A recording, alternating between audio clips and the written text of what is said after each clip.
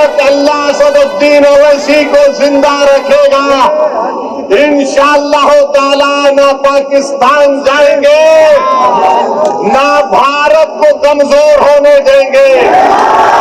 इंशाअल्लाह ताला जब तक ओवैसी चाचा रही है पाकिस्तान मुते न जाएंगे। वाह रे ओवैसी चाचा वाह, तोहरी के नाम मनाई हो चाहिए। एक मुसलमान हो के एक मुसलमान का विरोध वो पाकिस्तान के, ये होते हैं भैया, ये होते हैं असली मुसलमान।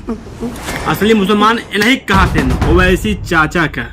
अपने हिंदुस्तान में ऐसा कितना मुसलमान पड़ा है भैया जो आज भी पाकिस्तान जैसे देश के सपोर्ट में खड़ा हो जाते हैं, लेकिन हमारे ओवैसी चाचा वाह रे चाचा मारा पूरा हल्का मचाई दे है।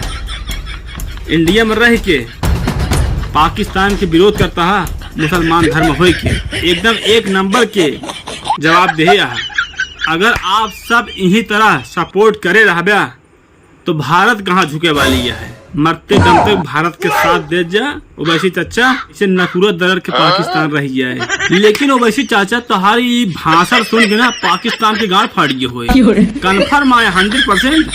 अब वो सब ओवैसी के ऊपर खिलाफ भाव तो खिलाफ हो दे ओवैसी चाचा तो इंडिया में जन्मा है ना, तो इंडिया वाले के रोमान उचार पाई पाकिस्तान वाले।